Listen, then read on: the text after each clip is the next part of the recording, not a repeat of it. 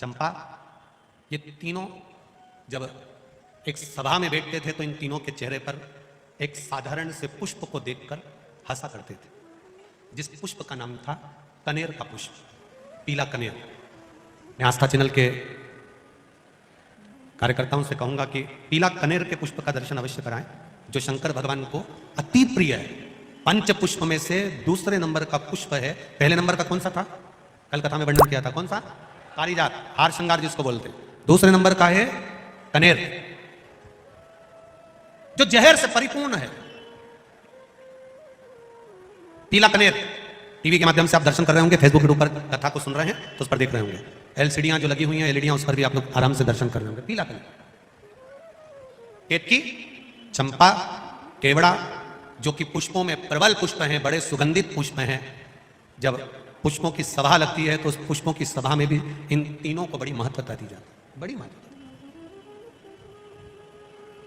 मुस्कुरा रहे, हंस रहे। जब व्यक्ति के पास में थोड़ा सा वैभव आ जाता है, व्यक्ति के पास में थोड़ा सा धन आ जाता है, व्यक्ति के पास में थोड़ी सी संपदा बढ़ जाती है, व्यक्ति के पास में थोड़ी सी पद, प्रतिष्ठा, यश बढ़ जाता है, तब वो साधारण व्यक्ति पर थोड़ा ठहाके लगा सकता है, हंस लेता है।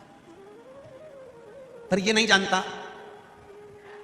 सारे देवता अच्छी अच्छी वस्तु को भले अपने पास रख लेते होंगे, पर मेरा महादेव जो किसी काम की वस्तु नहीं है, मेरा महादेव उसको अपने पास में रख लेता है। जो कोई काम करे, जिसका कोई कीमत नहीं, जिसकी कोई महत्वता नहीं। धतूरे की कोई कीमत होती है क्या? अरे बोलो, जम के बोलो जरा। नहीं। बेलपत्र की कोई कीमत, डमरू की कोई कीमत, त्रिशूल की कोई कीमत, सांप की कोई कीमत, भभूति भस्म की कोई कीमत, मुंडमाला की कोई कीमत, जिसकी कोई कीमत ही नहीं है, जिसको दुनिया ने नकार दिया, जिसको दुनिया ने धक्के मारकर निकाल दिया। शिव महापुराण की कथा कहती है,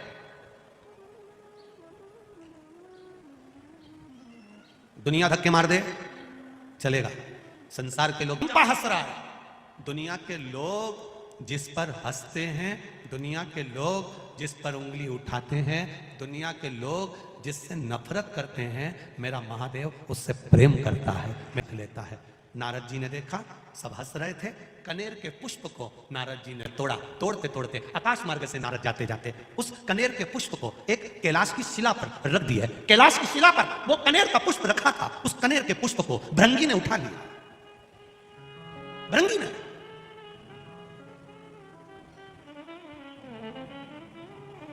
और भृंगी उस कनेर के पुष्प को उठा लेता। श्रृंगी ने देखा कि भृंगी ने कनेर का पुष्प उठाया।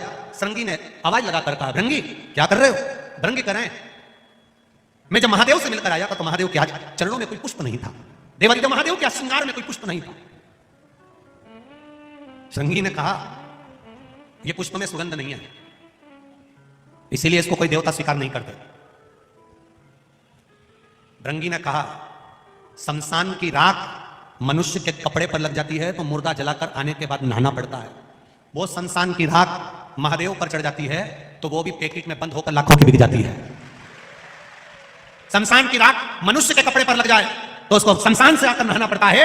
वो शमशान की राख महादेव पर चढ़ जाए तो वो भस्मी बन जाती है। शरीर पर महादेव के लगने के बाद चपटी भभूत में है खजाना कुबेर का, उसकी भस्म से भी कुबेर का खजाना झड़ता है। तो ये कनेर भी कुबेर के खजाने से कम नहीं होगा, मेरा विश्वास कहता है, ये मेरा विश्वास है।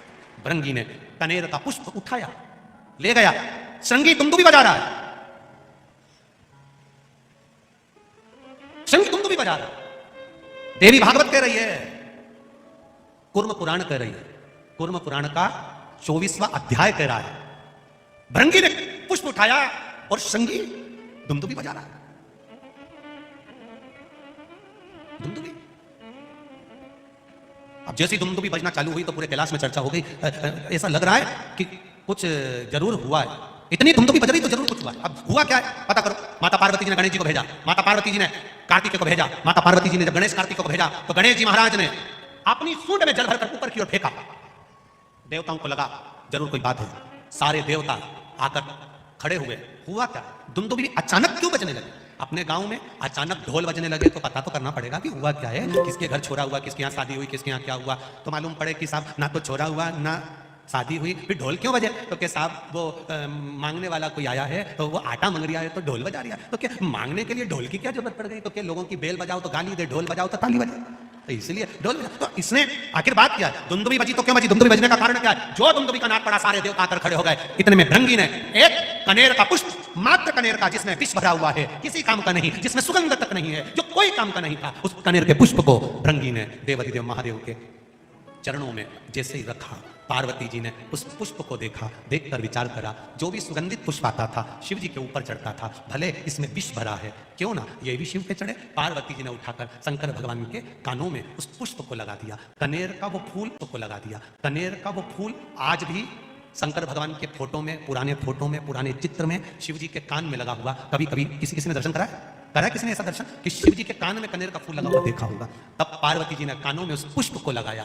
देवाधिदेव महादेव नेत्र बंद कर स्मरण करते हुए देख रहे हैं। देवता खड़े होकर अपने आप को विचार कर रहे हैं कि यह पुष्प शिव जी पर कितना सुशोभित हो रहा है, यह पुष्प हमको भी मिलना चाहिए।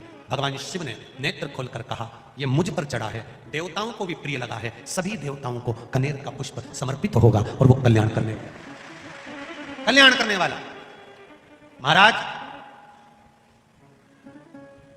जहां पर पति और पत्नी के संबंध बेकार हो जाते हैं, विवाद हो जाता है, अदालत में बात पहुंच जाती है, परिवार वालों पर दहेज का केस चालू हो जाता है, कहीं ना कहीं किसी ना किसी रूप में कार्रवाई चालू हो जाती है, पति पत्नी में वापिस प्रेम को बढ़ाया जाए। उस प्रेम को बढ़ाने के लिए शंकर भगवान का, समझ लीजिए, शिवलिंग, कनेर के पुष्प की माला, काय के पुष्प की?